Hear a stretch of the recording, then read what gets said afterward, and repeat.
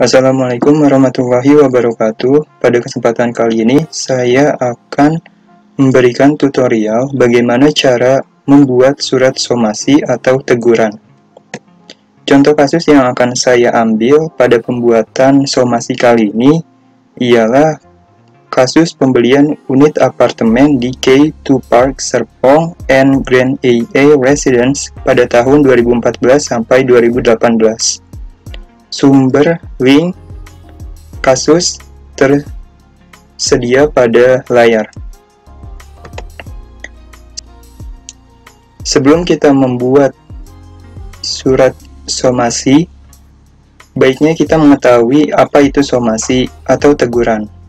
Adalah suatu bentuk peringatan dan atau teguran dari satu pihak kepada pihak lainnya.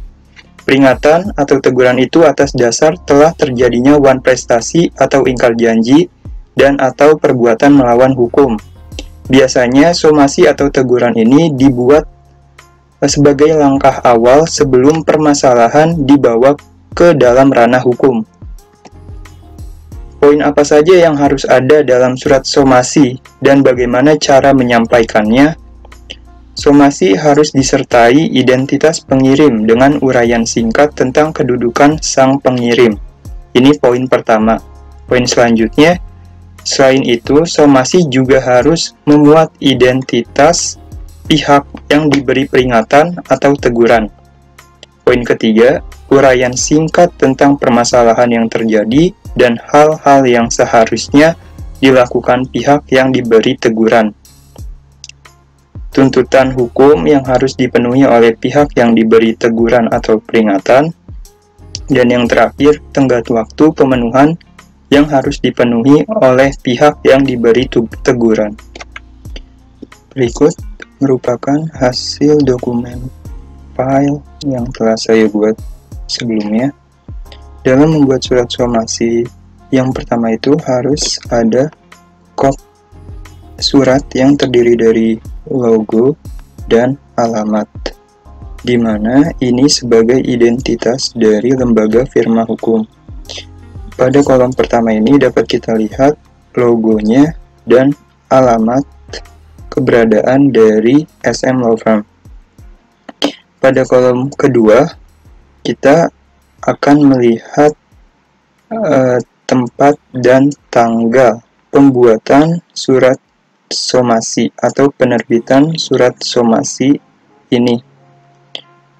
Bahwa pencantuman ini dilakukan untuk bukti kapan dan di mana pembuatan surat somasi tersebut.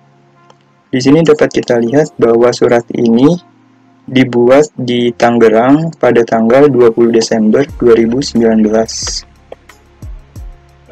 Pada kolom ketiga, ini terdapat nomor perihal dan lampiran. Penomoran berguna untuk memudahkan pengaturan penyimpanan dan penemuan dokumen apabila diperlukan kembali. Tidak hanya itu, penomoran juga berguna untuk mengetahui jumlah surat yang diterima dan dikeluarkan oleh lembaga hukum tersebut. Kemudian pada kolom ini terdapat perihal, yang mana berfungsi untuk memberitahukan kepada penerima surat somasi tentang pokok dalam surat ini, di mana mengenai somasi atau teguran. Kemudian dalam kolom ketiga, ini yang terakhir adalah lampiran.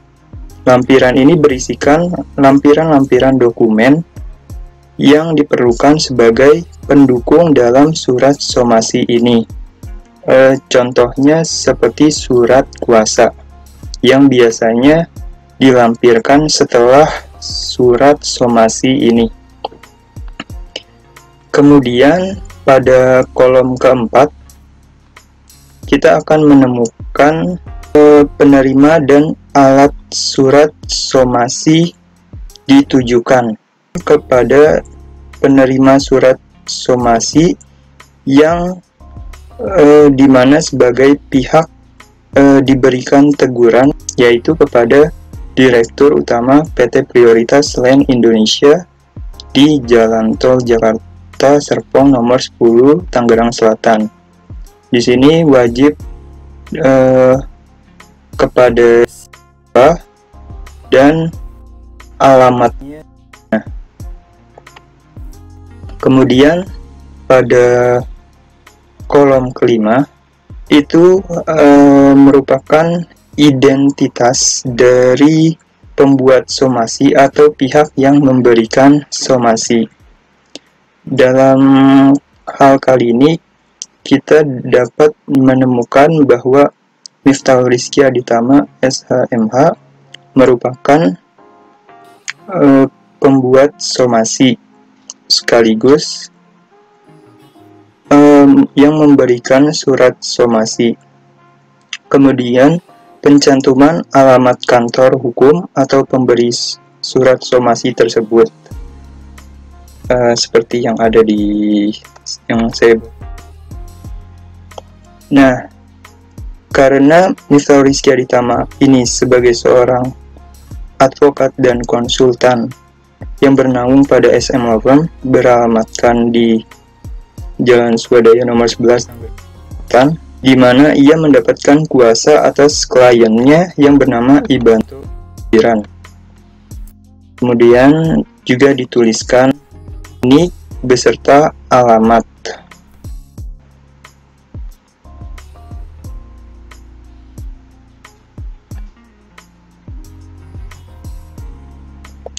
Selanjutnya pada kolom ke-6 kita diharuskan menguraikan dengan singkat permasalahan-permasalahan yang terjadi dan hal yang seharusnya dilakukan pihak yang diberikan teguran. Karena yang diberikan teguran itu atas nama Direktur Utama Prioritas Land Indonesia sebagai pihak yang diberikan teguran oleh pihak pemberi teguran, yaitu Ibanto Kibiran, yang dikuasakan oleh Miftahul Rizky Aditama, dikarenakan bahwa klien merasa dirugikan karena pembelian unit apartemen dibatalkan melalui PPJB yang sudah ditandatangani oleh kedua belah pihak. Dalam pembuatan dalam kolom ini itu diharapkan teman-teman bisa melakukannya dengan singkat, tidak terkesan bertele-tele, dan runut sesuai dengan jalan cerita yang sesungguhnya atau permasalahan yang sesungguhnya terjadi, sehingga penerima somasi bisa memberikan jawaban yang sesuai dengan apa yang menjadi permasalahan oleh pemberi surat somasi. Kemudian pada kolom 7 ini merupakan pencantuman tuntutan hukum yang harus dipenuhi oleh pihak penerima surat somasi sesuai dengan tenggat waktu pemenuhan yang diberikan pada poin 11 pada bagian penguraian singkat permasalahan. Dapat kita lihat bahwa di sini pada poin 11 dikatakan penyelesaian surat somasi ini dapat dilakukan dalam waktu 3 kali 24 jam. Maka apabila tidak menyelesaikan permasalahan tersebut, maka klien melalui advokat atau kuasanya akan menempuh penyelesaian secara hukum baik pidana maupun perdata. Kemudian pada bagian kolom 8 ini merupakan bagian penutup yang dijadikan sebagai salam penutup. Biasanya akan disebutkan seperti ini. Yang terakhir pada kolom 9 ini merupakan tanda tangan dengan kuasa hukum atas nama Miftahul Rizky Aditama sebagai yang bertanggung jawab dalam pembuatan somasi ini. Dengan demikian, berikutlah surat somasi yang telah dibuat berdasarkan yang terjadi pada K2 Park NEI Residence pada tahun 2014 sampai 2018. Sekian dari Assalamualaikum warahmatullahi wabarakatuh.